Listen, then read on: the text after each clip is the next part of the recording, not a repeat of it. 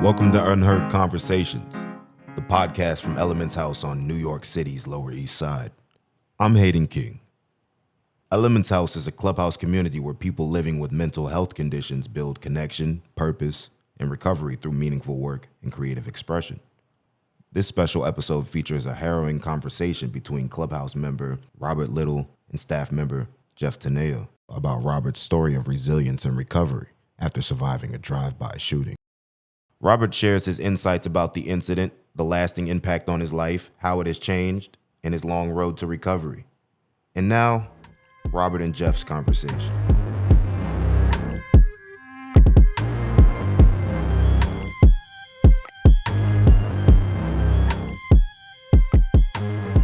Hello again, this is Jeff Tineo, social practitioner here at Elements Clubhouse, and thank you once again for listening to Unheard Conversations. I have the pleasure of being here with our member, Mr. Robert Little. How you doing, Robert? I'm good. Can't complain. Blessed to see another day. Happy to be here with y'all.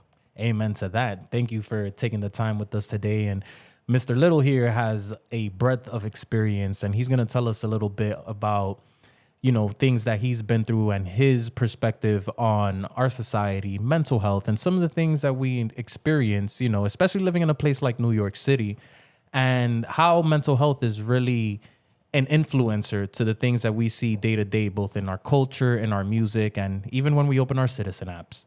And so before we get, into the nitty gritty of it, Robert, can you tell me a little bit about yourself and how you got here to Elements House? Well, my name is Robert Little. As y'all know, I'm 35. I got into Element House because, I was going through some stuff. Like, I was in and out the shelter. I was lost, trying to find my right way. So I hit my mom up. My mom was like, I feel like the Element House is the right place for you because you have PTSD. You've been through a lot. And I feel like people need to hear your story. And she told me that Element House is a place where I can grow, meet new people. See new people every day when I come here. I see different characters, love them. There's no such thing as hate for me because I've been through a lot, so I understand how people feel. Element House is like another home for me, like a place I can kick back, relax. If I have a problem, I can always pull a staff to the side, talk to them, get some guidance, advice, or try to get back on the right way. And so, like I said, my mom brought me here. I came in here. I met a few people. I met Kadija. I liked it. She showed me the kitchen. I met Gerald. I met Destiny. I grew on a few people. A few other people are still growing on me. Like, I met Jeff, met Doug, Philip, shout out to Philip over there with the camera, But I'm just saying, like, I meet a lot of different people, and I feel Element House is a good place to be. And thank you, Robert. We're very lucky and happy to have you. And I'm really glad to hear that, Elements House has been a positive support system for you. And for anyone that doesn't know just yet, Ms. Kadija is our acting director, and she is the bomb. No, definitely is. Shout out to Kadija. Shout out to Kadija. Excellent. So as we continue then, so we were talking a little bit before we get to your story. I wanted to ask you from your perspective. First, can you tell me where you're from, your neighborhood? And I wanted to ask, aside from your own mental health experience, how do you understand mental health as an influencing factor that impacts everyone, especially in the community?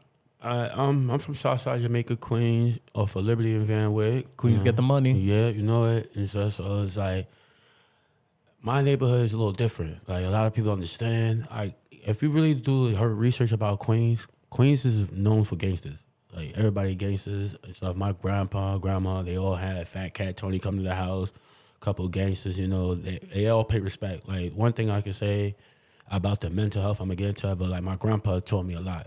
Like, he actually taught gangsters how to play jazz music. So, like, for that, I could say it goes to mental health because you got to think about it. Them people are outside on the street 24/7 doing what they're doing to make money, survive for their family. So their mental health is definitely up. So for them to come to my grandpa's house where he was staying with my grandma at the time and unwind in the backyard, make sure nothing get crazy, and to play jazz music for that, I feel like their mental health was in the right spot. Like, don't get me wrong, what they was doing is wrong, but you can't knock people for making money in any way. And the way I look at mental health is like, it's nothing to play with. Like, a lot of people think it's a joke and stuff, but it's really nothing to play with because mental health is for people who are weak-minded. Like, you could be a strong-minded and still have mental health. Everybody goes out and do what they do and try to be strong, but nobody talks about the side where they're down in the house one-on-one time, crying. Mental health is a real thing. So it's like, when I see people that going through something, I don't judge. I try to get to know what's going on before we make any assumption or say, oh, what's wrong with them? Or they just bugging out to be crazy. Yeah, that's very important. And I really want to highlight on something that you said. And it's like, you know, humans, we tend to really focus on one side of the pole, right? But the thing is, like, as you said, we're all resilient, we're all strong, and we're all also weak. It's just part of being human. And the problem is when society then says that being weak is bad, you know, but what meaning does strength have without weakness, right? But, you know, I also wanted to tap in on something interesting that you said, which is like that confluence between music, right? And how music, you know, you had the jazz with the gangsters, but then, you know, today we often have like, you know, hip hop and rap also being a thing. And so it's interesting how music is something that can support mental health and also like even like, you know, your economic mobility, you can make money from it and whatnot. But before I get too sidetracked on the music, let's talk a little bit more about, you know, Queens and how your experience was like and what you saw, you know, growing up and how that influenced you. And then once you got a greater understanding of mental health, how that illuminated your experience and what, you know, how maybe you saw things differently afterwards. Well, growing up, I'm not going to say I had it peachy, you know what I mean? Like, I had my ups and downs between my mom and dad, but, like, I salute both of them. Like, even though me and my dad don't see eye to eye, I salute both of them because they was there. I can't say, like, my father stepped out. Like, he was in his own spot, and my mom was doing her own thing, but growing up, it was lovely. And I can say mental health. I say my dad a lot because I think my dad has a mental health problem, but he doesn't want to admit it because that's who he is. I can't knock a man for that. I felt like since my dad died, his dad passed away, my dad hasn't been the same. And so because like everybody needs their father. And no matter how old you are, how young you are, you might say you don't need him then, but your dad is your backbone like your mother is. So it's like for my mental health growing up, I could say for me, I was a troubled child. No lie. I had both of my parents, but I still made weak choices by hanging out with the wrong crowd, trying to impress girls, chasing the wrong girls. So my mental health was strong at first, but then, like I said, when I went to school and you don't have that guidance there, you're around the wrong people, you're going to choose the wrong decisions. Like I was acting up for no reason in class just to impress a girl. Girls was laughing at me. So it's like, in my neighborhood, it's like everybody knows everybody. So like my family's well known. So it's like I couldn't really do nothing crazy outside because I already knew the repercussions. But for my mental health wise, I always try to hang around a positive crew or positive people. Like, don't get me wrong, we all going, like, trouble's always going to find us, but it's up to us to make the right decision what we're going to do, because at the end of the day, whatever, we don't get in trouble for our parents or whoever's watching us will. And back then, the ACS was a big thing, so, like, I definitely had to play my cards right. I see. I understand. And, you know, you hit the nail on the head right there. And that factor of community, right? Community can be a buffer. You know, it can be the shield that protects us from getting into trouble. But then when we talk about stigma with regards to mental health, because I mean, even in some of the words that you use, you know, I kind of wince a little bit when you say weak. I understand where you're coming from, but like even that's kind of like a cultural thing, right? Like we think that having a mental health condition is like a weakness and whatnot, when in reality, it's just a matter of circumstance. You know, science now shows that any little thing from your genetics to, you know, the economic conditions you grew up in, the support systems you had, the things that your ancestors went through, all of these things can influence your mental health. So you're totally right with like community being something that can prevent people from taking the wrong path. But I think that in this day and age, we really need to like lock in and remove the stigma from mental health, because then that's what allows us to then, you know, have positive outcomes, where instead of being the people that are preventing people from seeking help or getting access to the resources they need, we're actually guiding people because we understand. True. I agree with you on that. But like you said, the community is hard though. When you have a, like, it's like for example, if we all grew up in a negative environment, how are we going to be? It's hard to be positive when you got negativity. So it's like, I get what you're saying. Like, I'm not trying to say, it's not trying to say mental health is weak, but it's like, when you're around an environment that you see no good, how can you try to be that one person to strive for good when you got mad negativity around you? It's every day we go through. Like, I have homies in different projects that have beef with the different projects, but they all community-wise together because they're friends. They grew up together, went to school together. So it's like, whatever that problem is not their problem. But it's hard for a lot of people because you never know. I could have somebody like, we could all hang out right now. I could have one person that's bad mess up the whole vibe. And then y'all all looking at me like, why'd you bring him? Like, why? What is it? What is this? So it's like, I get what you're saying, but it's really hard when you try to be that one good person because, like you said, the music influence, TV influence, negativity, it's nothing really good no more. Like, I agree. I think, the cultural factor is something that we absolutely have to think about when we try to address mental health conditions and try to support the community. And, I'm in full agreement. It is very difficult. And I think that's why a little bit of awareness on mental health and even just general empathy and compassion, right? Like it would help prevent a lot of those issues. And, I think that's such a big factor. The same things that influence mental health, like, your upbringing, how much money, do you even have access to nutritious foods? Those things really will, impact that. So, I think this is a good point to allow you to tell your story and, really explore like how critical situations can get when mental health isn't addressed or when, society as a whole isn't working together to really help one another instead of, attacking our neighbors, so to speak. So can you tell us a little bit about your survivor story? All right. So March 29th, 2019, I'm going to say approximately around 10 to 11. I was getting off work, waiting for one of my homies and stuff. He was taking me home. I was smoking in the car, like regular things I always do. Like everybody knows Bobby off work type joint. I had my Snapchat, called my cousin, let him know like I'm about to be in the hood. I might pull up. We want to chop it up for a minute before I go to bed. So he's like, all right, let me know. So I'm just like casual paying no mind, minding my business. My homie get out of work. We're going onto the highway. Like my homie's playing music. I'm playing music off my homie's car. He drives over. I think he drives over a pothole because I heard a boom. I didn't know what the boom was. I'm thinking there's nothing on the road, so I'm paying it no mind. The music up. So we hear another boom. I'm like, all right, nah, something's tweaking. So I'm like, something's going on. Mind you, I'm high, but I'm feeling like, nah, something's wrong. So he turns down the music. So we see a car speed up. He said, what the heck is that? I said, I think somebody's shooting at us, bro. Like, that's my little attention because I know what the gunshot sound like. So the car drove up and they shot the driver window. That's when he slowed down. So, oh, nah, you right. So I'm telling him to drive, but, I can't force somebody that never been in a situation like that. Like, don't get me wrong, that's my first drive-by. I never been outside like that and stuff like that. It's just that unfortunate events happen. So I'm telling him to go. He's scared. He slowed down. The car's in front of us now. So the car's still shooting. They're trying to hit the driver. They're not missing the driver. They hit the on the front driver's side, on the left side, the headlight. The last bullet is when I seen the dude hanging out the window. He shot. I didn't see the bullet. I ain't Superman. I ain't no superhero. If that was the case, I would have been paid right now. But so the last bullet came and hit the windshield. If it didn't hit the windshield, I would have been dead instantly. But thank God it hit the windshield, then it hit me. When it hit me, I spit out two of my front teeth. I was leaning over the drive. The people who shot us took off because they thought I was dead, but I wasn't dead. When I was leaned over, it was mad blood coming out. I had the window down. I was in and out consciousness. Like, I was breathing and stuff. He was telling me, yo, Rob, wake up. I'm like, I'm fine. Just get to the hospital. I had mad blood. I was spitting out blood. I couldn't even swallow. I was just spitting out this mad blood on had a great tech suit on and stuff. I remember what I had on. My earrings and chain. My chain around my neck was mad bloody.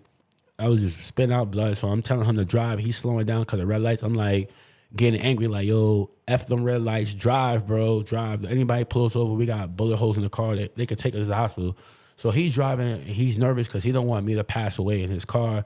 So I'm in and out my thoughts. Like, I told my mother, my guardian angel who saved me is my grandmother.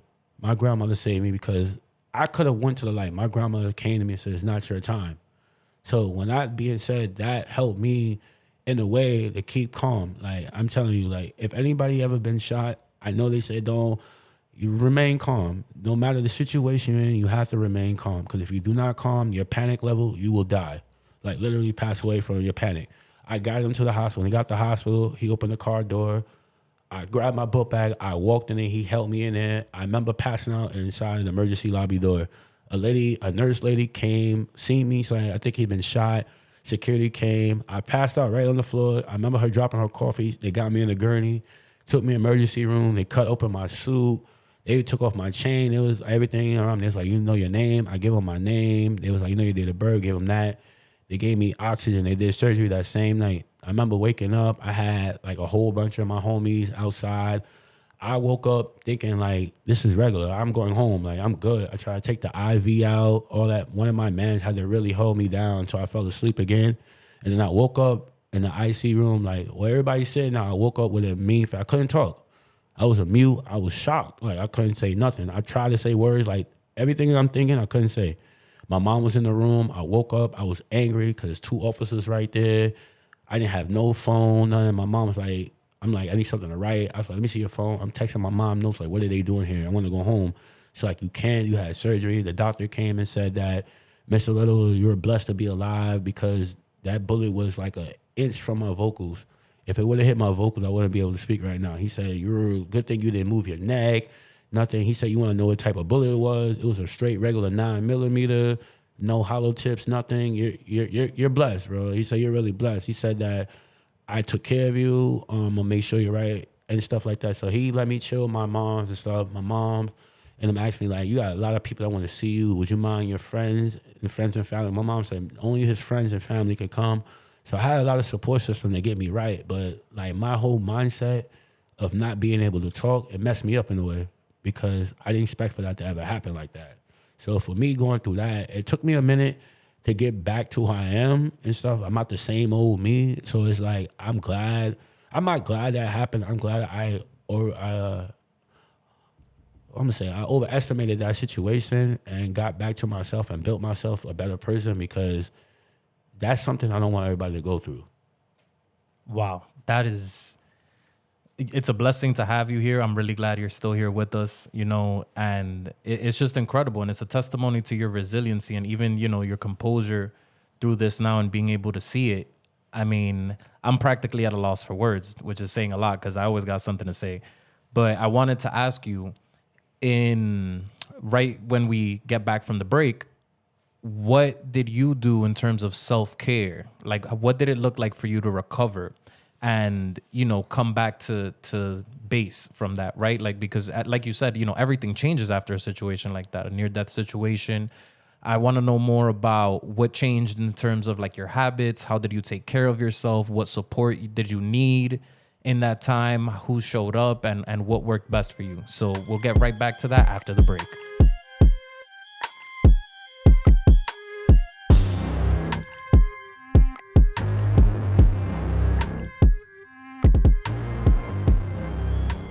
Welcome back to Unheard Conversations. Thanks for being with us yet again. My name is Jeff Tineo, and I'm a social practitioner here at Elements House. And I'm joined by Mr. Robert Little, and we are back to complete our conversation surrounding gun violence, mental health, community support.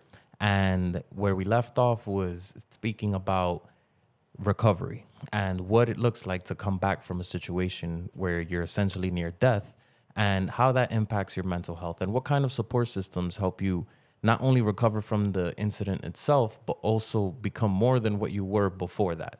And so we're back, Robert. Like I said, for that recovery, my mother helped me out a lot with recovery, being there. Even though she still went to work to make the money that she needed to make, she still showed up for me. I had friends and family that was there for me. People I grew up in my community came through, made sure I was all right and stuff. Like I said, my mom definitely came through a lot. And my homeboy, my 2 best friends, Jose and my other homeboy, I call him Loke, they came to the hospital and tried to spend a night with me. So I'll always be grateful for them. Like I had a lot of different family members telling me, you're going to be all right. You survived. You did the unthinkable nobody thought you could do. So for me, like I said, I have a great support system. Like my family was definitely there. Like I said, my father came, made sure when I got to the hospital, took me to the Bronx so I could have a clear space of mind. I don't have to worry about people coming after me or looking over my shoulder because he was there to look after me. My older brother bought me a new bed so I could sleep comfortable. I won't have to worry about nightmares or think about whatever happened to me. So like I said, my mom and my family was definitely my support system. And I call some of my friends family because I don't look at them as friends because through this situation, they was there for me. And I really appreciate them, all of them, for all being there for me, coming and check up on me, bringing me something to eat or keeping me entertained or telling me what's going on with the world. Because without them, I could have been a lost person just sitting in the hospital, depressed mode, not thinking I'm going to be right or get back together. And I wanted to thank the doctors that was there that looked after me, especially my nurse who pushed me to keep going forward, don't quit. Because I did have my depressed times. Like, it was a time I was in my head, like, oh, I'm not going to be right. I'm not going to be the same. People going to look at me funny. They're going to question me. So I had second thoughts for myself. But then again, like I said, my support with my family and friends, they helped me get through it. They pushed me through it. And then, when I left the hospital, that's how I knew it was real for me. Like, I had a good support team because I stayed in the house. Like I said, I was anxious. When I got out the hospital, I was anxious to go back outside, be around the people, but I had to learn that I couldn't rush to go outside.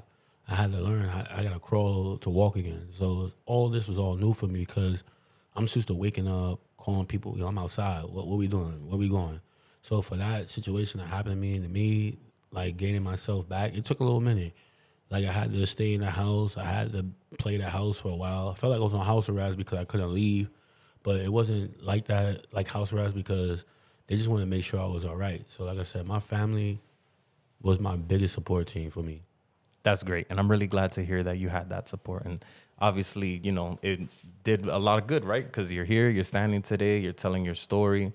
And so I want to ask for you, in terms of like those times, what were some of the most difficult factors? Because, you touched on it a little bit, but I want to like go a little deeper, right? So what were some of the reflections that in that time you were really going through? Like, was it, because not everyone goes through a near-death experience, right? And lives to tell the tale. So I want to know, what were some of the places where your mind and emotions went off to in those times where you had to sit there? And thankfully you were surrounded by support, but I really want to identify why specifically the support was so important, so that if there's anyone out there that would be as unfortunate, to go through a similar situation, but fortunate enough to survive and go through the process of recovery, what can you tell them as far as like, what it's like to be there and how it gets better? What I could tell them is you're going to have your bad days and your good days. That's how it's always going to be. But it's up to you to make sure the days that you go through is what you go through, because my bad days, I thought about the negativity. Like, what if I didn't make it? How's my family going to feel? Like, what's going to happen? Like, are they going to forget about me? I'm still going to be a memory.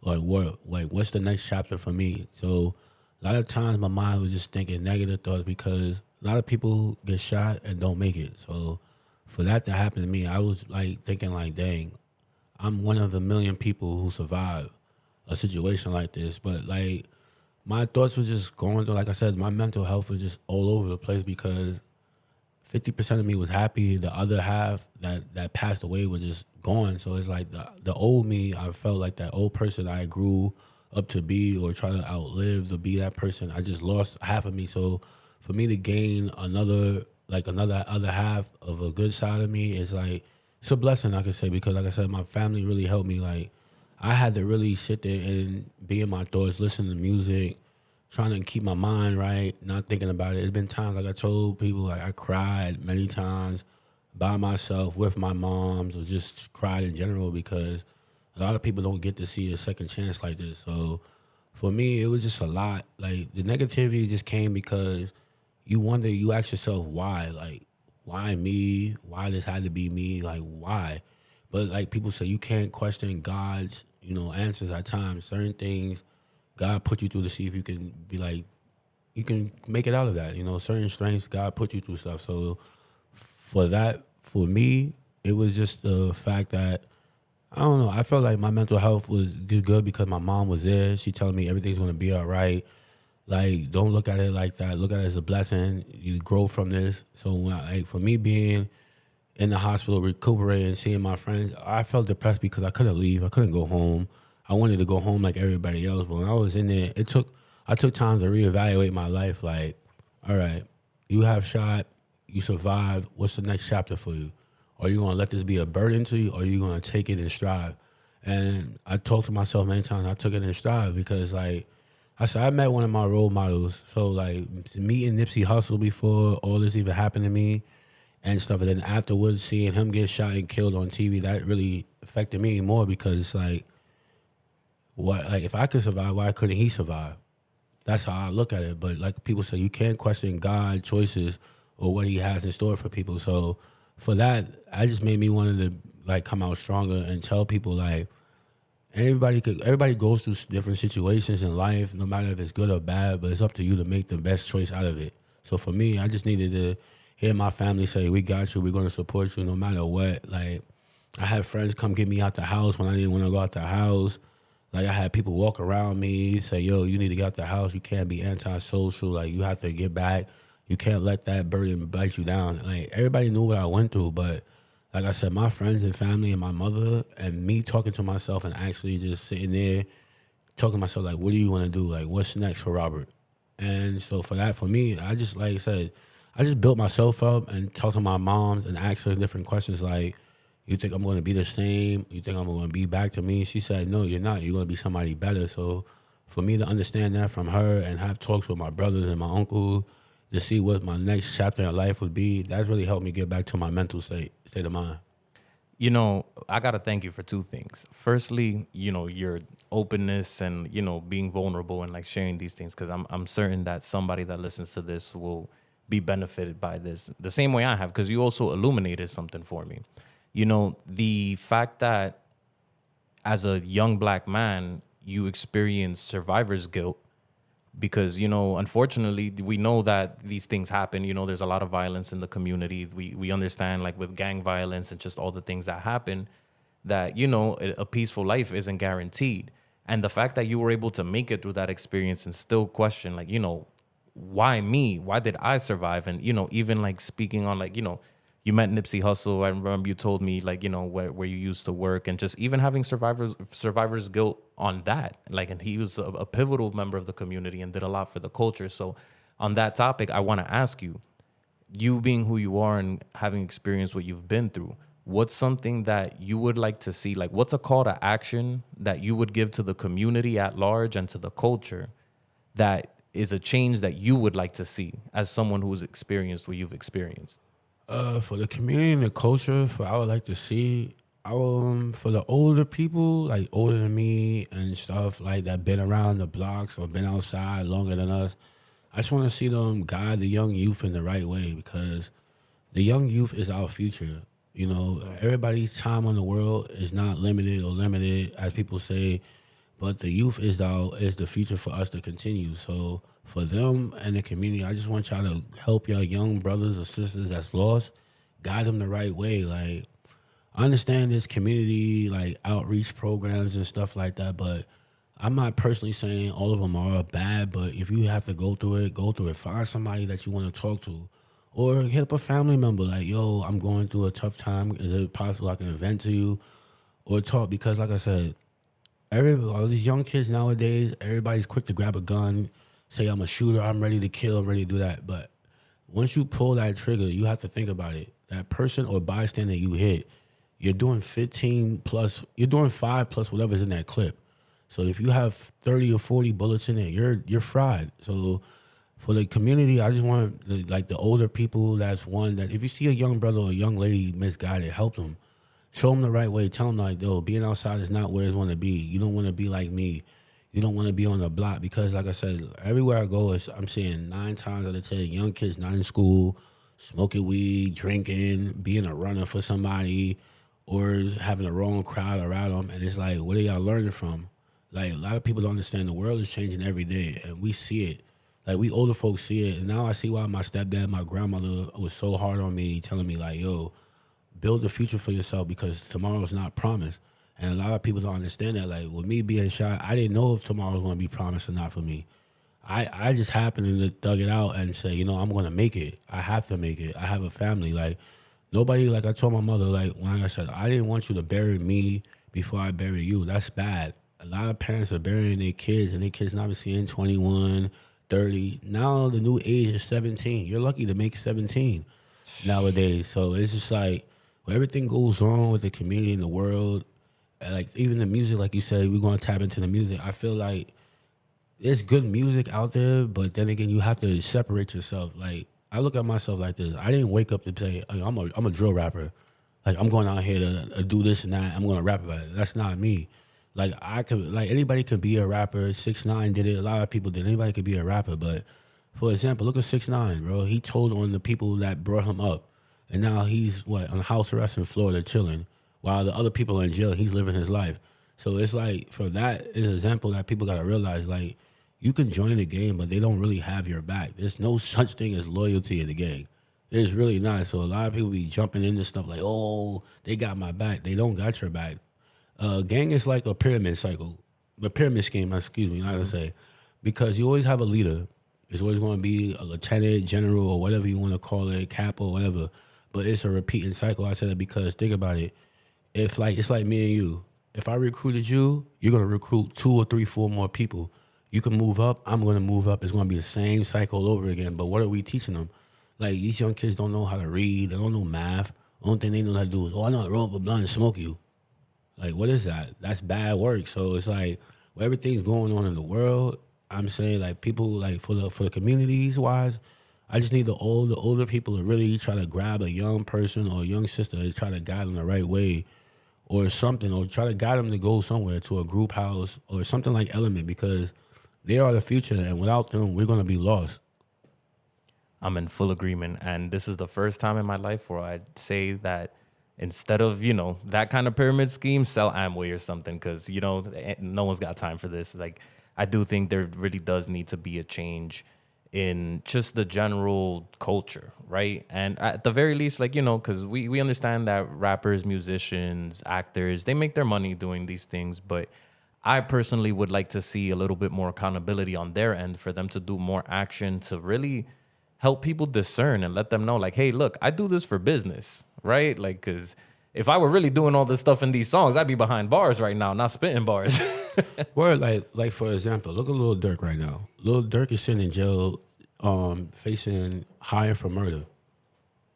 Hired for murder right now. You feel me? Like, so for hired for murder, for sitting in there is crazy work, because it's like he has a family. He has a family. He has a lot of people who looks after him and support him. But he cannot support them if he's behind bars. And so for him to be right there, and a lot of people saying, oh, free Durk. Yeah, it's free the man. I don't want to see no black man behind bars. I'll give you that.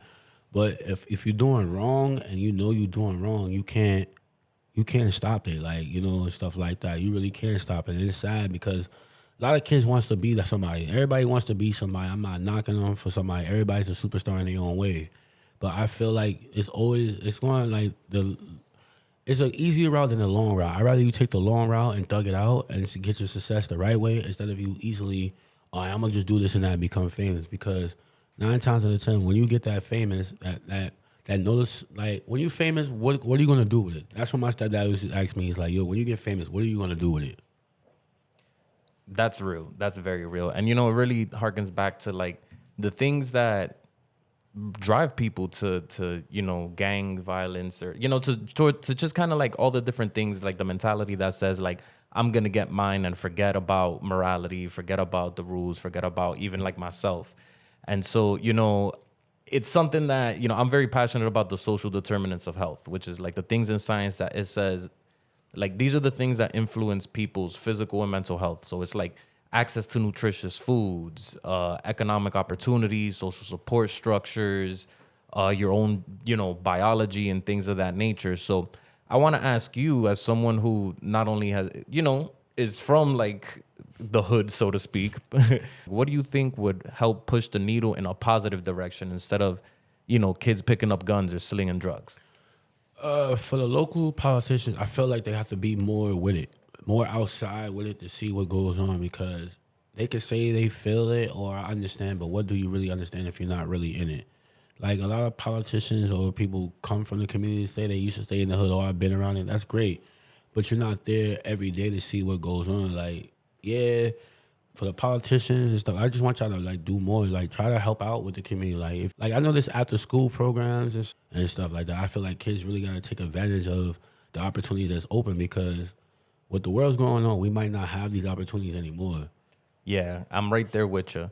And there's something that you said again that like really I think is like the keystone to like the whole thing, which is like, while there's a bunch of resources available, it's always ultimately up to the individual's choice and their autonomy to decide what they're going to do, right? Like if there's a program there that's going to help you, you got to decide to commit to it. The same way that you would choose, whether the right path or the wrong path.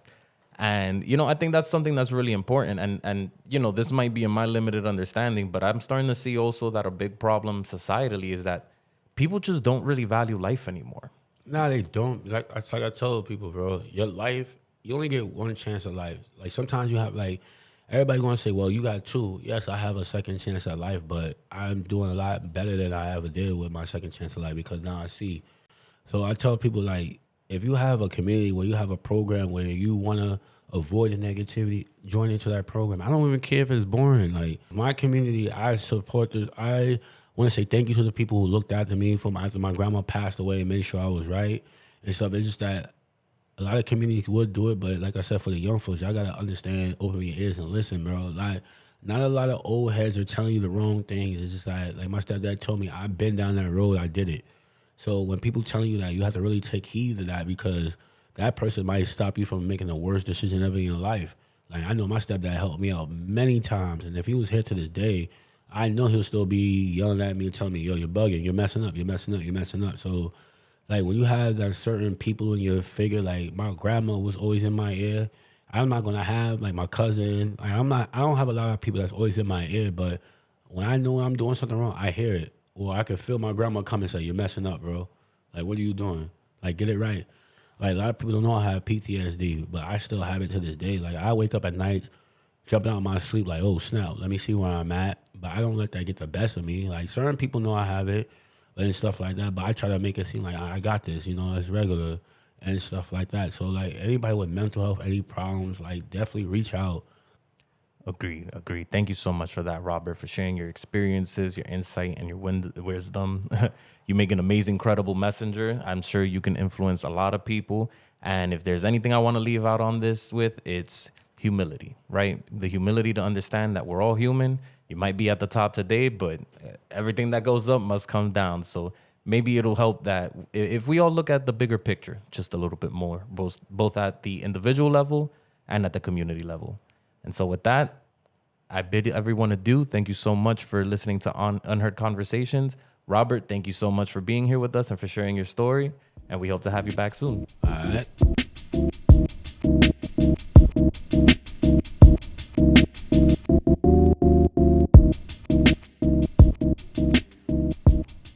Hi, my name is Laura Bentley, and I am a staff member at Elements House. I am also Robert's mother. I know how fortunate we are that he's here to share his story with us today. No family should ever have to experience the fear and heartbreak that gun violence brings. I'm also grateful that Mayor Mamdani has made community safety and gun violence prevention a priority. And I hope this important work continues to receive the attention and support it deserves in the months and years ahead. If you'd like to learn more about the Mayor's Office of Community Safety and its initiatives, please visit nyc.gov/summer safety. That's nyc.gov/summer safety. Thank you, Mr. Mayor. Together, we can help build safer, stronger communities for everyone.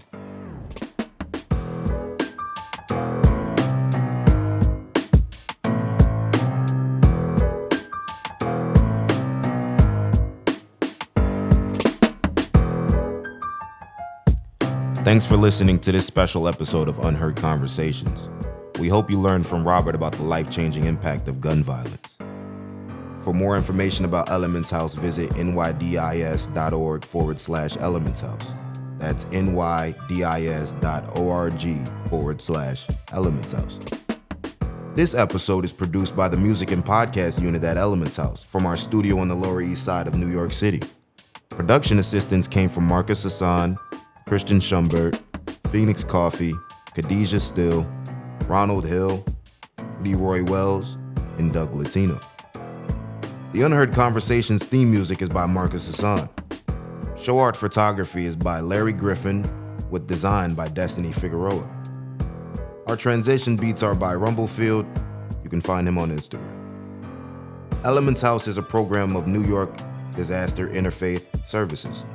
Our Instagram is @sign_elementshouse_LES. Please share a link to the show and join us again soon for another episode. I'm Hayden King. Thanks for listening. Signing out.